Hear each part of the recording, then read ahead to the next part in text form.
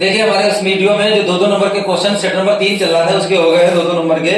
आज इस वीडियो में 4-4 नंबर के जितने सवाल है सभी करा देते हैं। पहला 22वां प्रश्न कहा गया है। 22वें के का प्रश्न में 22वें के का आगे द्विघात बहुपद, एक द्विघात बहुपद इसके शून्य ज्ञात करने हैं।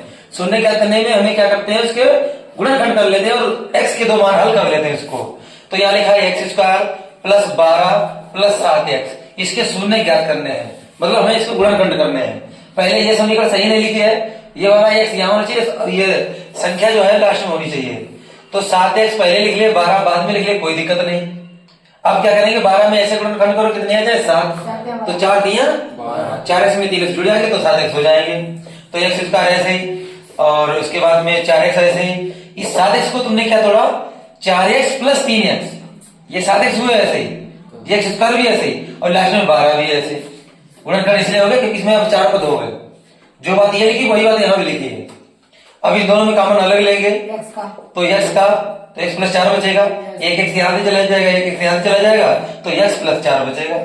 आगे इन दोनों में 3 का कॉमन लेंगे तो 3 यहाँ बचेगा, x प्लस 3 का भाग 4 बार जाएगा तो कितना हो जाएगा 12।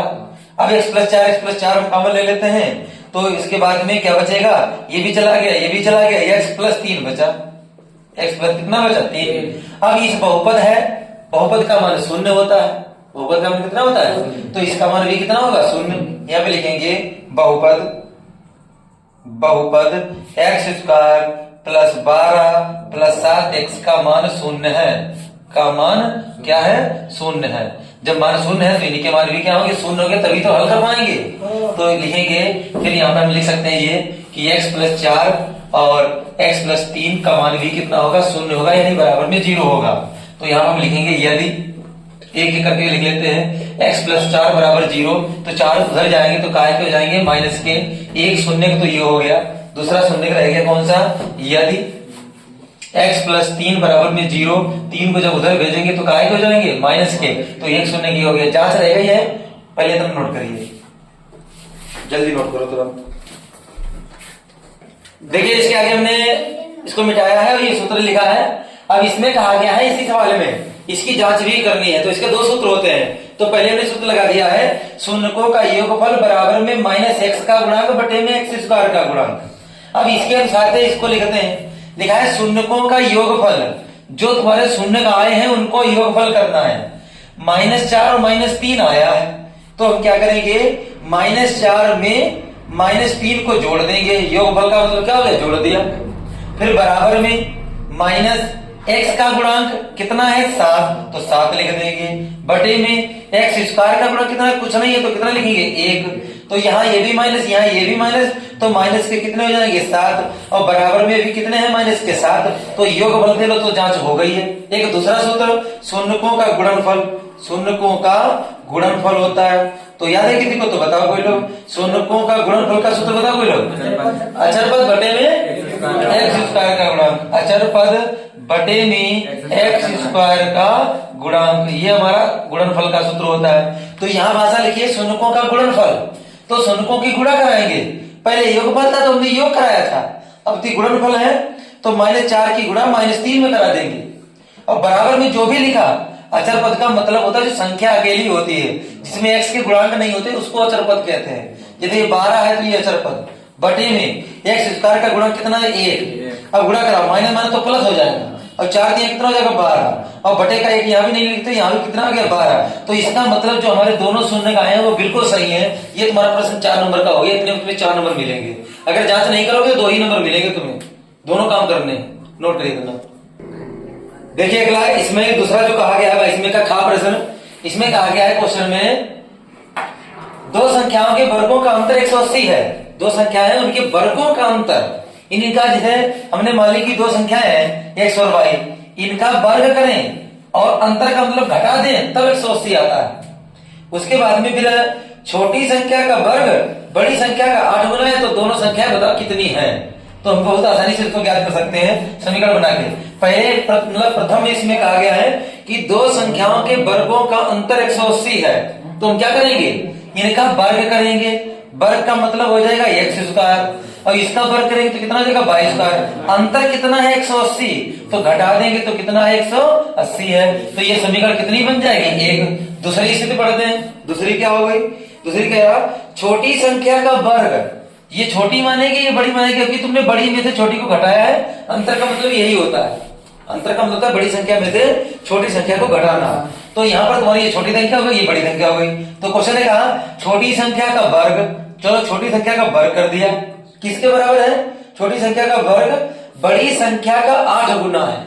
बड़ी संख्या कितनी है x, और वो कितने गुना के बराबर है? 8 गुने के बराबर है, ये क्वेश्चन में कहा गया है। तो ये समीकरण हो गए कितनी? 2। तो बहुत आसानी से इसको हम प्रश्नावली भी सॉल्व कर सकते हैं। ये 22 का मान समीकरण 1 में रख दीजिए। तो यहाँ पे लिखेंगे एक्स स्क्वायर माइनस, जहां पर 22 का लिखा है वहां पे कितना रखेंगे? 8x लिखेंगे। अब 180 बराबर के उधर थे, जब इधर लेके आएंगे तो काहे को जाएंगे माइनस के बराबर में कितना 0, तो दुई घात समीकरण बन गए, गुणनखंड हो जाएंगे। 180 में ऐसे गुणनखंड करो 8 आ जाए, 18 18 से 10 जाएंगे तो 8 बचेंगे, हो गए गुणनखंड। लो x स्क्वायर थे, क्या लिखेंगे? 18x में से अगर हम 10x घटा दें तो माइनस नहीं होंगे, क्योंकि ये माइनस है। अगर ये भी माइनस कर देंगे तो जुड़ जाएंगे, फिर हमें घटाना है, एक माइनस तो एक प्लस होना चाहिए। तो 18 दशामन लिखें, 8 नहीं, 18 दशामन 180। तो 18x में से अगर 10x घट जाएंगे तो कितने से बचेंगे? 8x। और माइनस का कितना? 180 बराबर में कितना? 0। इन दोनों में कॉमन कितने का? x का कॉमन ले लेंगे तो यहाँ x बचा, ये चला गया x, यहाँ 18 बचे, प्लस 10 यहाँ 10 यहाँ, और 10 का भाग इसमें चला जाएगा, 10 कॉमन लेंगे तो x बचेगा माइनस, और 10 का भाग इसमें करेंगे तो 18 बचेगी, बराबर में कितना? 0। x माइनस 18 कॉमन ले लो तो कितना बचेगा? x प्लस 10 बराबर में 0। संख्या में धनात्मक चाहिए, यहां से तो 10 माइनस क्या आएंगे वो मतलब नहीं होगा, यहां से लिखेंगे यदि x माइनस 18 बराबर 0 तो x बराबर कितना आ जाएगा? 18। तो एक उत्तर हो गया, समझ लो 18। तो बड़ी संख्या 18 आ गई, और छोटी संख्या चाहिए तो समीकरण 2 से ज्यादा आसान रहेगा। तो हम ऐसा करते हैं कि x का मान समीकरण 2 में रखेंगे, 22 को ऐसे रहने देंगे, और बराबर में कितना है? 8 है, और जहां पर x है वहां पर 18 लिखेंगे। 18 की 8 में गुणा करा देंगे, 144 होते हैं, 8 8 64 हासिल लगे कितने? 6, 8 8 6 14, 144 हो गए। स्क्वायर हटाएंगे, रूट चढ़ाएंगे, प्लस माइनस में लगाते हैं निशान, लेकिन हमें माइनस की संख्या चाहिए नहीं, तो हमें प्लस चाहिए। तो 12 का इसका वर्गमूल कितना जाएगा? 12। तो 22 का मान कितना आ गया? 12। तो ये दो संख्या तुम्हारी कौन कौन सी हो गई? 18 और 12। अब जरा इसको थोड़ा और समझिए। इस क्वेश्चन में कहा गया था कि हमें अगर जांच करनी है तो बिल्कुल वास्तव में कैसे जांच करते हैं वो देखिए। क्वेश्चन में कहा था इनके वर्गों का अंतर 180 है, जांच करके देख लो। 18 का वर्ग कितना होता है? 324। 18 का वर्ग कितना होता है? 300। और 12 का वर्ग कितना होता है? 144। घटाओ तो देखो 180 बच रहे कि नहीं? 4 में से 4 गया 0, इधर में 12 में से 8 गए, मतलब 12 में से 4 गए कितने बचे? 8। यहाँ 2 बचे, 2 में से कितना बचा? 180। तो देखो इनके वर्गों का अंतर 180 तो है। एक क्वेश्चन और कहा गया था कि बड़ी मतलब छोटी संख्या का वर्ग, इसका वर्ग कर दें तो 12 का वर्ग कितना? 144। छोटी मतलब बड़ी संख्या की 8 गुने के बराबर है, तो बड़ी संख्या तुम्हारी कितनी आई? 18, और 8 गुने के बराबर है तो 18 8 भी तो 144 होते हैं। इसका मतलब ये हुआ कि हमारा आंसर जो है वो बिल्कुल सही आया है, 18 और 12। इतना नोट करिए। देखिए अगला प्रश्न है 22वें का गा प्रश्न। इसमें कहा गया सिद्ध कीजिए किसी बाह्य बिंदु से किसी वृत्त पर खींची गई स्पर्श दो स्पर्श रेखाओं के बीच का कोण। तो ऐसा करते हैं, एक हमने वृत्त बना लिया, अब इसमें बाह्य बिंदु से इसके बीच में दो स्पर्श रेखाएं खींची जा रही हैं। तो एक स्पर्श रेखा ये हो गई और एक स्पर्श रेखा ये हो गई। ये वृत्त का केंद्र होता है O, और ये वृत्त की त्रिज्या होती है। अगर ये वृत्त की स्पर्श रेखा और त्रिज्या परस्पर लंब होती है, 90 डिग्री का कोण बनाती है। अगर इसको भी त्रिज्या ऐसे मिला देंगे तो ये भी त्रिज्या स्पर्श रेखा एक दूसरे पर लंब होगी, तो ये भी कितने का कोण बनाएंगे? 90 डिग्री का कोण बनाएंगे। तो यहाँ भी कितना हो जाएगा? 90। बाहर कोई बिंदु P मान लेते हैं और स्पर्श बिंदु जो मान लेते हैं वो A और B। तो दो स्पर्श रेखाएं हैं, PA और PB हैं। स्पर्श रेखाओं की लंबाइयां आपस में बराबर भी होती हैं। उसके बाद में क्वेश्चन में ये कहा गया है कि सिद्ध, वो भी हमें क्या सिद्ध करना है, आंसर क्या लाना है? सिद्ध करना है जो आंसर लाना है उसको पहले नोट करते हैं। सिद्ध करना है कि इसमें कहा गया दो रेखाओं के बीच का कोण स्पर्श बिंदुओं को मिलाने वाले रेखाखंड द्वारा केंद्र पर अंतरित कोण का संपूरक होता है। अच्छा, ये बात कही गई।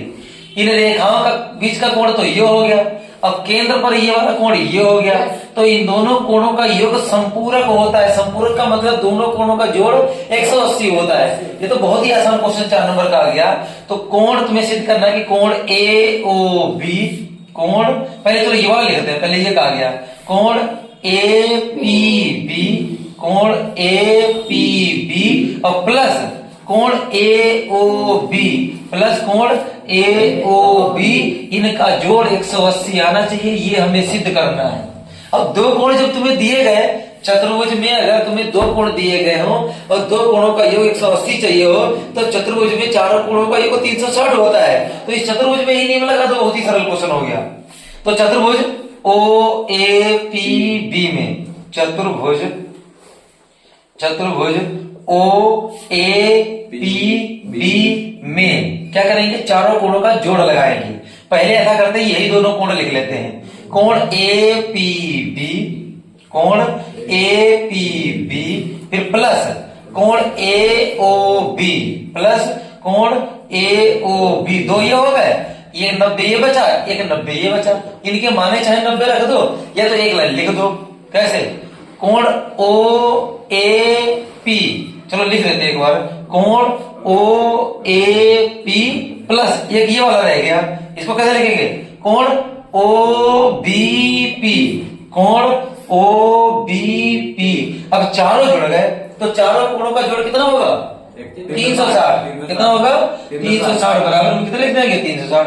इन दोनों कोणों का योग तो हमें चाहिए ही है, तो ये दोनों लाइनें ऐसे ही रहेगी, समझो तो दोनों मान। तो कोण APB प्लस कोण AOB ऐसे ही रहा। और इसका मान 90 है और इसका मान भी 90 है और बराबर में 360 है। और 90 हो गए 180। जब उधर जाएंगे तो काय बचेंगे, माइनस लगेंगे। तो इधर क्या बचा, कोण APB प्लस कोण AOB और बराबर में कितने 180, पहले नहीं बराबर में है 360। 180 जब उधर जाएंगे तब माइनस के होंगे। तो 360 180 उधर गए माइनस के, अब घटा देते हैं। तो कोण APB और कोण AOB बराबर में कितना बचा, 180 बचा। बताओ कितना सरल क्वेश्चन में आया है परीक्षा में 4 नंबर का सवाल। नोट करिए, इतना व्रत से क्वेश्चन है ये। देखिए अगला प्रश्न भी 4 नंबर का है, वो भी तुम्हारे त्रिभुज से आया हुआ है। आकृति एक दी गई है तो आकृति हमने बना ली है और इसमें तुम्हें दिया गया है कुछ मान और सिद्ध भी करना है। पहले ऐसा करते हैं, पहले सिद्ध करने वाला नोट कर देते हैं। सिद्ध करना है, क्या सिद्ध करना है, इसमें कोण A बराबर कोण C लाना है। कोण A के बराबर में कोण C, कहां पे कोण A है, यानी ये वाला कोण इस कोण के बराबर करना है। दूसरा और क्या करना है, कोण B बराबर कोण D भी लाना है, दोनों चीजें लानी है। और कोण B के बराबर में कोण D, कोण B कहां है, ये, और कोण D ये है। तो अब इसका मतलब ये हो गया, ये दिमाग में यह बात आ रही है कि ये दोनों त्रिभुज अगर समरूप हो जाएं, अगर दोनों त्रिभुज कैसे हो जाए, समरूप हो जाते हैं तो उनके संगत कोण बराबर होते हैं। समरूप त्रिभुज के जो होते हैं उनके संगत कोण क्या होते हैं, तो ये वाले संगत कोण ही तो हैं, ये इसके बराबर ये इसके बराबर। लेकिन ऐसे हम बराबर इसको नहीं कह सकते जब तक तुम समरूप नहीं सिद्ध करोगे। उसके लिए तुम इसमें कुछ समरूपता कसौटी बनती है, एक साइड एंगल साइड बनती है, एक ट्रिपल एंगल बनती है, एक डबल एंगल बनती है, एक साइड समरूपता कसौटी होती है। तो उसको हम कसौटी बनाएंगे। इसमें देखना कुछ आकर तुम्हें ऐसा नहीं हेल्प के लिए उन्होंने दे भी रखा है तुम्हें कि जो इसमें क्वेश्चन में दिया गया है वो भी हम नोट करते हैं। इसने कहा है कि OA इंटू OB बराबर में OC इंटू OD, ये प्रश्न में इन्होंने दे दिया। ये कहां से लिखा हमने, ये प्रश्न में दिया है। अगर ये इतना दिया है तो बहुत आसान बात हो जाएगी इसके लिए विकसित करने के लिए। अब देखो ये कसौटी होती है साइड एंगल साइड, कौन सी होती है, साइड एंगल साइड कसौटी होती है। ये साइड एंगल साइड ऐसी कसौटी होती है कि भुजाओं के बीच में एंगल आना चाहिए। तो भुजाएं ये OA है और एक ये OD है। अगर ये बीच वाला ये वाला कोण देखें हम, अब OC अब OB और बीच वाला ये वाला देखें, तो तो ये वाले कोण होते हैं आपस में बराबर होते हैं, इनको हम शीर्षाभिमुख कोण कहते हैं या विपरीत कोण के नाम से जानते हैं। तो ये कोण आपस में बराबर तुम्हें दिए गए, मतलब ये तो विपरीत कोण के या शीर्षाभिमुख के हिसाब से बराबर है। अब इसके अनुसार से देखो क्या है, OA के बटे में आना चाहिए कौन सा मान, इसकी अगर ये भुजा तुमने लिखी तो दूसरी ये वाली भुजा होनी चाहिए, तो OA के बटे में होना चाहिए OC और OD के बटे में होना चाहिए OB, बन जाएगा। देखो OA के बटे में OC है तो गुणे वाला मान बस तुम इसके बटे में लाओ, ये OB वाला वहां ले जाओ, बन गया। OA के बटे में आ गया OC बराबर में OA के बटे में क्या आ गया OC, और OB वहां ले जाओ, OD के बटे में क्या आ गया OB, ये आ गया। देखो अब यहां देखो क्या है, OA के बटे में OC और बराबर में OD के बटे में OB, तो इन्हीं के बीच में तो कोण पड़ गया। तो अब ये कोण भी लिखेंगे क्या, साइड तो बन गई, साइड बन गई, अब एंगल रह गया तो लिखेंगे कोण AOD, कोण AOD बराबर है कोण COB के, बराबर है कोण COB के। क्यों बराबर है, क्योंकि लिख देंगे शीर्षाभिमुख कोण है। कैसे कोण है ये, यहाँ लिख देंगे शीर्षाभिमुख कोण है, या विपरीत कोण लिख सकते हो, शीर्षाभिमुख कोण है, इसलिए तुम्हारे मान आपस में क्या है, बराबर है, शीर्षाभिमुख कोण है। तो कसौटी कौन सी बन गई, साइड, बीच में कोण है एंगल, तो साइड एंगल साइड, तो साइड एंगल साइड समरूपता कसौटी से, तो दोनों त्रिभुज तुम्हारे कैसे हो जाएंगे, ये वाले समरूप हो जाएंगे। अब यहाँ पर हम ये लिख सकते हैं कि त्रिभुज AOD समरूप है त्रिभुज COB के। अब ये दोनों त्रिभुज अगर समरूप आ गए तो इनके संगत कोण कैसे होंगे, बराबर होंगे। तो अब हम लिख सकते हैं अतः कोण A बराबर कोण C, अतः कोण A बराबर कोण C और कोण D बराबर कोण B, या इन्होंने जैसा लिखा कोण B बराबर कोण D कर सकते हो, उसमें कोई दिक्कत नहीं है। कोण B बराबर में कोण D, ये हमारा लो आंसर हो गया। 4 नंबर का प्रश्न है, त्रिभुज से बहुत ही आसान, नोट करिए। देखिए अगला सवाल है, इसमें कहा गया प्रायिकता से क्वेश्चन आया है तुम्हारा, बहुत ही आसान प्रश्न प्रायिकता के होते हैं।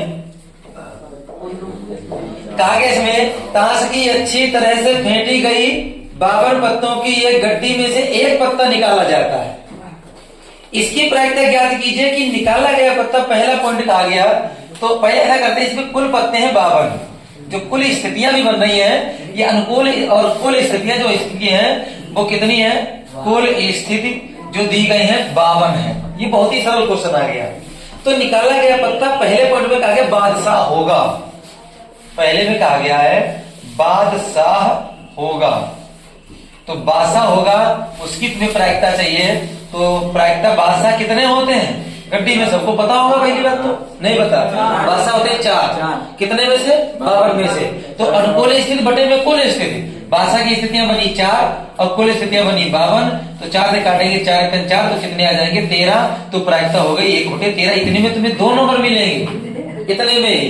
उसके बाद में दूसरे खंड में कहा गया, क्योंकि 4 नंबर का है ना, तो 2 नंबर पहले खंड में, 2 नंबर दूसरे खंड में। दूसरे खंड में क्या आ गया, बादशाह नहीं होगा, बादशाह मतलब 4 ही बादशाह होते हैं, तो बादशाह नहीं होगा मतलब बादशाह को छोड़कर कोई पत्ता हो सकता है, यानी 48 पत्ते। कितने पत्ते, मतलब 48 बचेंगे ना, बादशाह नहीं होगा, तो इसका मतलब ये हो गया 48 स्थितियां बनेगी, बादशाह नहीं होगा, बादशाह नहीं होगा। उसकी तुम्हें अगर प्रायिकता चाहिए है तो अनुकूल स्थिति बटे में कुल स्थिति, तो बादशाह नहीं होगा तो बाकी पत्ते होंगे, मतलब 48 पत्ते होंगे, और बटे में कितने 52। अब ये किससे कटेगा, 4 से कटेगा तो 12 आ जाएंगे, और ये 4 से कटेगा तो कितने आ जाएंगे 13 आ जाएंगे, तो 12/13 हो गया। लोग 2 नंबर इसमें मिल जाएंगे। 4 नंबर का कितना आसान प्रश्न प्रायिकता से आया हुआ है, नोट कर लीजिए। देखिए इस क्वेश्चन में अगले प्रश्न में कहा गया है, 4 प्रश्न में निम्नलिखित बारंबारता का माध्यक ज्ञात कीजिए। तो माध्यक यानी मध्यिका ज्ञात कीजिए, बात एक ही होती है, चाहे माध्यक कह लो या मध्यिका ले लो, बात एक ही होती है। इसका चित्र हमने बना लिया है, मतलब सवाल जो है वो नोट कर दिया है। अब इसमें ये 4 नंबर का आखिरी प्रश्न है, ठीक है। तो इस वीडियो में ये मतलब इतना ही रखेंगे, 6 नंबर के जो क्वेश्चन है वो अगले वीडियो में बनेंगे। तो इसको माध्य ज्ञात करना है, उसके लिए हमें संचय बारंबारता निकालनी पड़ती है। कभी कभी ऐसा भी होता है, लिखा बारंबारता ही होता है लेकिन होती संचय बारंबारता। वो कैसे पहचानते हैं? बढ़ते हुए क्रम से। 5 आया, 8 आया, 20 आया, लेकिन उसके बाद कम हो गया, 15 बचा, तो ये बात संचय बारंबारता नहीं है, तो इसको बारंबारता ही कहेंगे। तो हम यहाँ पे निकालेंगे संचयी बारंबारता, शॉर्टकट में लिख देंगे एफ CF को। तो संचय बारंबारता निकालने का नियम, 5 को ऐसे लिखते हैं, ये वाले तिरछा जोड़ के चले जाते हैं। तो 8 5 कितने हो गए? 13, 13 में 20 जोड़ेंगे कितने हो जाएंगे? 33, 33 में 15 जोड़ेंगे कितने हो जाएंगे? 48, 48 में 7 जोड़ेंगे कितने हो जाएंगे? 55, 55 में 5 जोड़ेंगे कितने हो जाएंगे? 60। अब बारंबारताओं का जोड़ भी 60 होना चाहिए, तो ऐसा जोड़ लिया करो एक बार। हो सकता है इसमें कहीं जैसे गलती ना हो जाए, उसके लिए जांच करने के लिए वैसे ये हम लिख सकते हैं 60 आएंगे तो 60 है, लेकिन जांच करने के लिए क्या दिक्कत है? जांच करने में थोड़ी देर लगेगी। 7 5 12, 12 5 कितने? 17, 17 और 8 कितने होते हैं? 25, और 25 और 5 कितने हुए? 30 हासिल कितने लगेंगे? 3। तो 3 1 4, 4 और 2 कितने? 6, तो हो गए तो 60 आए, देखो 60 ही। अब तुम्हें किस अंतराल में जाना है, मतलब इसमें है या इसमें, किस में जाना है, उसके लिए क्या करते हैं? n/2वां पद निकालते हैं। n/2वां पद, n कितना आया? 60 बटे में 2वां पद, 2 से कटेगा तो 30वां पद। अब 30वां पद संचय बारंबारता में अगर देखें 13 के बाद में यहाँ पे 30 शामिल होगा, तो इसके सामने वाला ये जो निम्न सीमा होती है उसको यल मानते हैं।